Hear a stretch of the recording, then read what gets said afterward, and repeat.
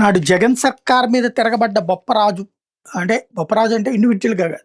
ఉద్యోగ సంఘాలు ఇప్పుడు మళ్ళీ బాబు సర్కార్ మీద తిరగబడతామంటున్నాయి. ఉద్యోగులకు 30,000 కోట్ల రూపాయల బకాయిలు ఇవ్వాలి. బెనిఫిట్స్ ఇవ్వకుండా ఉద్యోగుల ఆర్థిక ప్రణాళికలు చంద్రబాబు నాశనం చేస్తున్నారు. చిన్న ఉద్యోగులందరూ అప్పుల పాలవుతున్నారు. ప్రభుత్వ కార్యాలయాల్లో పరికరాలకు ఉద్యోగులే ఖర్చు పెట్టాల్సొస్తుంది. ర్యాంకుల కోసం ఉద్యోగుల మెడ మీద కత్తి పెట్టారు కలెక్టర్లు. ఒత్తిడి తట్టుకోలేక గుండెపోటు ఆత్మహత్యల పాలవుతున్నారు. ఉద్యోగుల బాధలు తెలుసని డిప్యూటీ సీఎం పవన్ సమాధానం చెప్పాలి. ప్రభుత్వపై ధ్వజమెత్తిన ఏపీజేఏసీ అమరావతి చైర్మన్ బొప్పరాజు.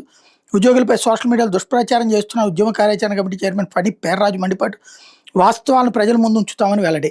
అదే సమయంలో కోవిడ్లో ప్రాణాలకు తెగించినటువంటి చిరుద్యోగులకి జీతాలు ఇవ్వట్లేదు బాబు 4 నెలల నుంచి అని విజయవాడ వైద్య శాఖ కాంట్రాక్ట్ ఉద్యోగుల భారీ ధర్నా. అప్పట్లో ప్రతి ఒక్కళ్ళు చెప్పింది అదే. ఉద్యోగులని రాత్రి పగలు తేడా లేకుండా ఏడుబిచ్చుకు తినేటటువంటి పరిస్థితి. రెండవది వాళ్ళు ఏదన్నా నిలదీస్తే గనక వాళ్ళని వ్యక్తిత్వ హననం చేయటం అన్నటువంటిది. అప్పట్లో వీళ్ళు కూడా అవతల వాళ్ళ చేతిలో పావులు. ఇప్పుడు వీళ్ళకి కొంత మార్పు వచ్చింది. బట్ ఇంతవరకు మధ్యంతర భృతే అంగీకరింప చేసుకోలేకపోయారు.